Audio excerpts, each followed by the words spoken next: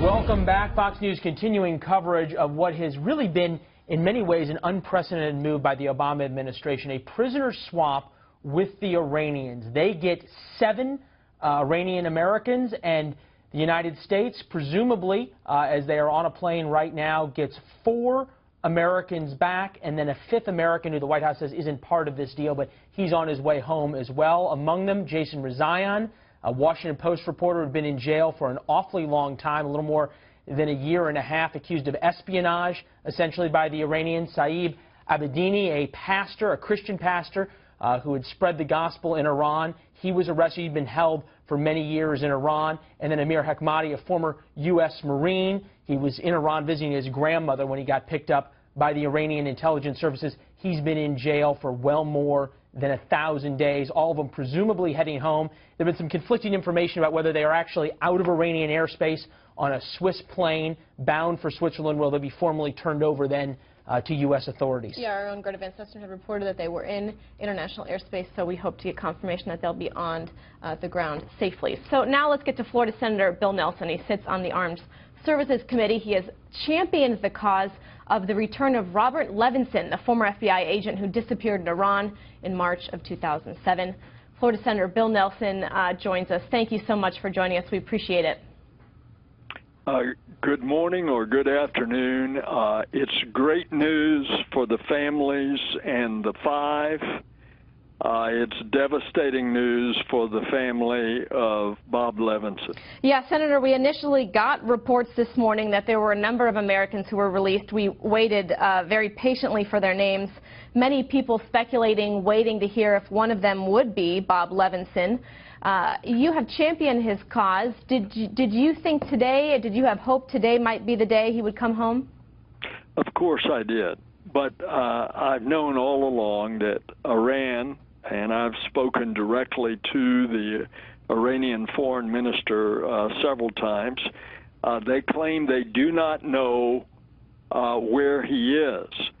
Well, it's my hope now that the 5 are coming home, that the Iranians, and what I would expect is the Iranian government will double down and make a special effort that if they do not have Bob in their custody or know about his custody, that they will get out and proactively search to find him.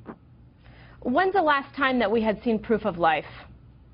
It's a couple of years ago with a photo, and prior to that, and we did verify this, a videotape with Bob talking. So we know and have a pretty good estimate that he was alive at least a little while before the receipt of that photo, but that was a couple of years ago.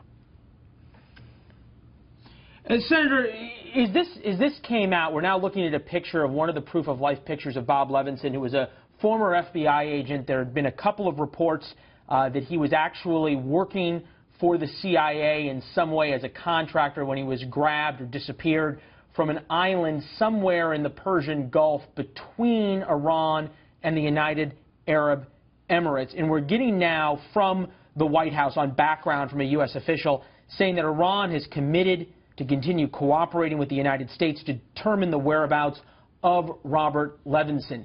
Do you take the Iranians at their word that they have no idea where someone who was a U.S. government either employee or former employee who disappeared from an island that they control? Do you take them at their word that they really have no idea where he is? It's a tourist island, Kish Island. That disappearance was 8 years ago. No, I don't take them at their word that they did not know where he was, because they had the capability of finding that out.